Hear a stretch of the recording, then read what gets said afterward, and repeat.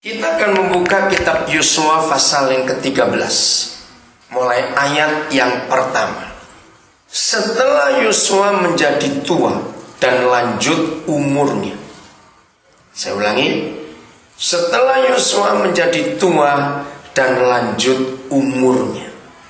Saudara, khususnya anak-anak muda, lebih-lebih seorang belum menikah, perhatikan ini. Menjadi tua itu otomatis, saudara. Betul? Kita nggak bisa mempertahankan hidup kita tetap muda. Maaf, saya ngomong jangan tersinggung. Di dalam fakta hidup antara pria dengan wanita, jangan marah ya saya ngomongin. Biasanya perempuan itu takut kelihatan tua. Jangan marah. Hari ini saya mau katakan kepada saudara, kalau saudara mengaku menjadi milik Bapa di surga dan tua itu menakutkan saudara, maaf, saudara belum jadi orang Kristen. Wih, kejam betul. Memang saya pernah membuat penelitian, kenapa banyak perempuan takut menjadi tua. Saudara, hasil riset itu mengagetkan. Nah, di sini kita melihat setan itu kurang ajar betul. Ranking pertama yang menyebabkan para wanita itu takut menjadi tua karena takut nggak dicintai suaminya lagi. Nah, sekarang masalahnya ini suami-suami kurang ajar ya. Yang maksa dan minta istrinya kelihatan muda terus. Saudara, ini hal yang sangat penting dalam kehidupan keluarga dan kehidupan nyata sehari-hari. Maka itu dalam pemberkatan pernikahan, saya sering ngomong ini kepada calon-calon suami. Jangan pernah memberi standar pada istrimu. Begini, begitu, begini, begitu. Jangan. Belajar untuk saling menerima. Saudara, kalau hal ini menjadi alasan utama dalam keluarga kita, sungguh bukan Tuhan Yesus lagi yang bekerja dalam keluarga kita, tapi hawa nafsu. Loh, betul tidak? Karena kita para suami hanya ingin melihat istri kita muda terus. Maaf, saya harus sering minta maaf karena ini harus dibongkar, saudara. Kalau sampai ada keluarga-keluarga Kristen, apalagi keluarga hamba Tuhan, masalah tua ini jadi masalah mengerikan, saudara. Berarti setan sedang bekerja di keluarga kita. Maka itu lihat sekarang. Maaf, bagi yang punya perusahaan itu nggak apa-apa, saya cuma ngomong. Saudara lihat sekarang ini menjamur perusahaan-perusahaan atau tempat-tempat kursus kecantikan untuk mempercantik diri. Betul tidak? Apa sih namanya itu? Pokoknya ngerti sendiri lah, begitulah. Begitu subur. Betul tidak, saudara? Nah, jangan saudara ikut-ikut untuk tetap kelihatan lebih muda. Keluarkan uang jutaan ke situ. Saya sampai heran. Saya bersyukur punya istri yang nggak pinter ngabisin duit. Ya serius lah. Tanya anak-anak kami itu. Istri saya itu jarang sekali ke salon. Maaf ya, bukan saya mau bicara lebih, tapi itu fakta. Bahkan seringkali kalau udah diundang ke pesta pun dia nggak ke salon, dia ngerawat dirinya sendiri. Nah, jangan tersinggung ya soal ke salon. Jangan, saya cuma ngomong. Lalu saya terus minta maaf.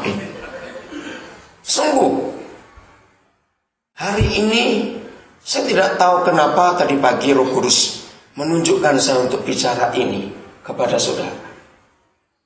Nah, yang penting saudara, ketika kita menjadi tua, yang penting, saya ulangi lagi ayat 1.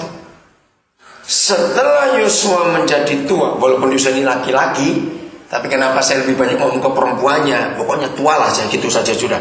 Laki perempuan juga akan tua semua, bukan? Kalau kita kelihatan muda terus, jangan-jangan keturunan ular karena bisa ganti kulit. Maaf. Nah, yang penting Kalau kita sudah makin menjadi tua, aduh, Tuhan tolong saya. Kenapa Tuhan nyuruh saya gini? Sudah saya ngomong sudah.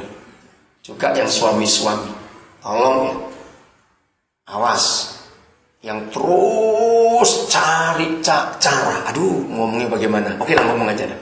Tolong suami-suami yang sudah tua, tapi berusaha ini tetap kuat, terus makan obat, kuat ini obat, kuat itu, ke situ ke sini. Awas kamu. Serius sudah. Dunia menawarkan kepada perempuan-perempuan pusat-pusat kecantikan, kebugaran, bayarnya jutaan. Tapi untuk suami-suami sudah tua pun dunia menawarkan dengan macam-macam jenis obat. Maaf, gereja harus membahas ini, karena hari-hari ini dunia menawarkan bermacam-macam hal tentang seks. Kelihatannya baik, selalu mengatakan hanya untuk suami istri, hanya untuk suami istri.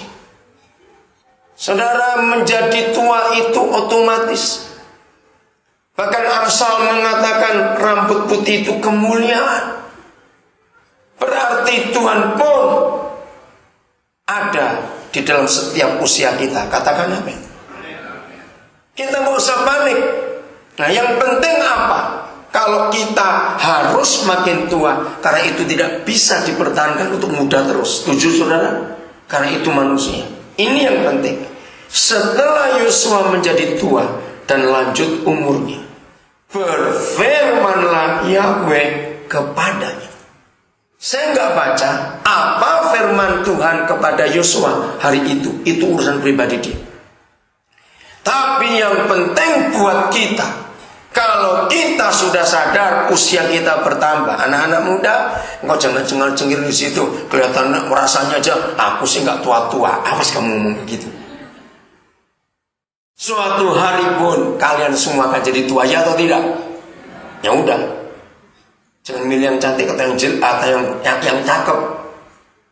Ingat, yang belum menikah, bahwa kalau saudara memilih calon istrimu, calon suamimu dengan kriteria penampilan, wajah khususnya, maka engkau akan kecewa setelah engkau menikah. Karena secakap apapun suamimu, secantik apapun istrimu, kalau sudah tua, keriput juga. Ingat itu. Ya betul tidak, saudara?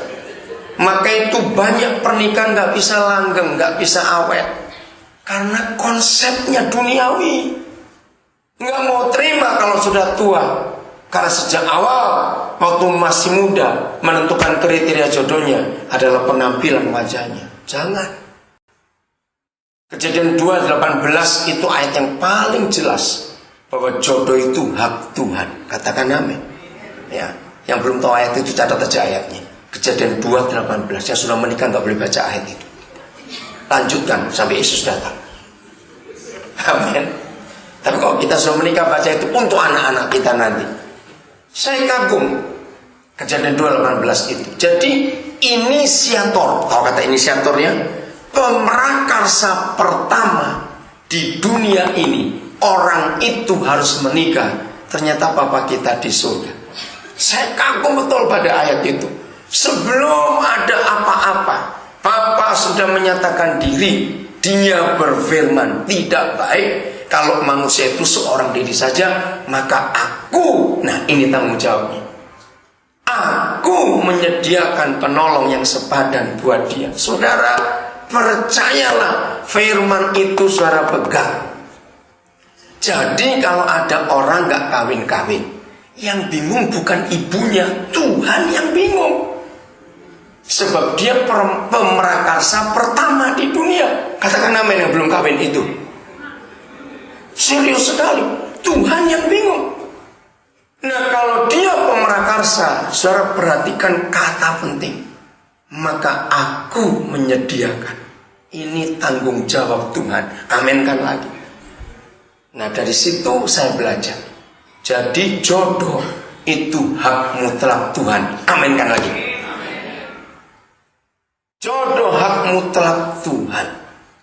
Lalu ketika saya bicara di kalangan anak muda, pasti mereka tanya, kalau begitu Apa kriteria jodoh?